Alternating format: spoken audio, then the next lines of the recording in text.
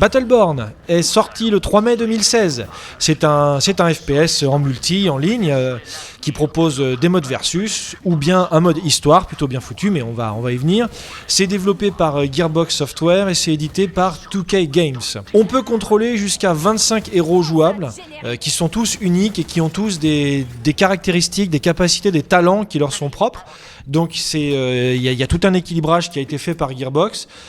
Ça peut très bien aller du gros bourrin qui utilise des mitrailleuses lourdes qui font 4 fois son poids jusqu'à un healer en forme de champignon qui va super bien healer, qui va balancer des couteaux. Et entre ces deux extrêmes, on peut trouver toutes sortes de personnages.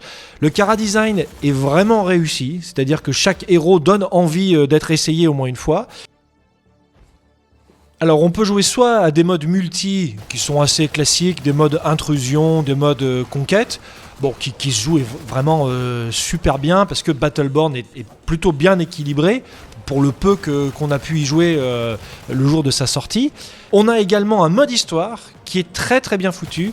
Il est drôle, plaisant, amusant. Il a le mérite d'être là, il a le mérite d'avoir été bossé et travaillé. C'est pas juste quelque chose de prétexte. Il y a un scénario simpliste, mais l'humour est totalement assumé, le décalage tout autant, et ça donne envie d'y jouer. L'ADA fait immédiatement penser à World of Warcraft, avec un côté plus futuriste bien sûr, mais c'est pas du tout gênant. Techniquement, le jeu est irréprochable, c'est fluide en toutes circonstances, c'est hyper agréable, hyper coloré.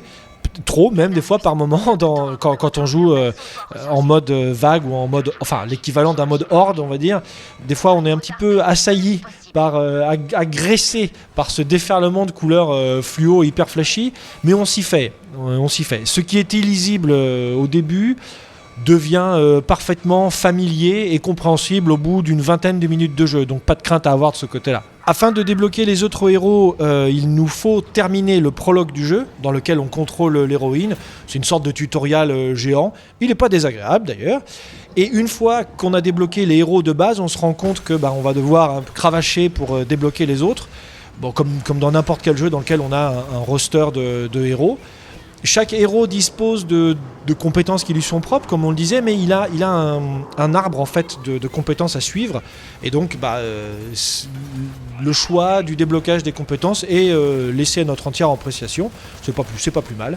Donc chaque héros se joue différemment, même si le but reste quand même d'aller dézinguer tout ce qui arrive en face de nous.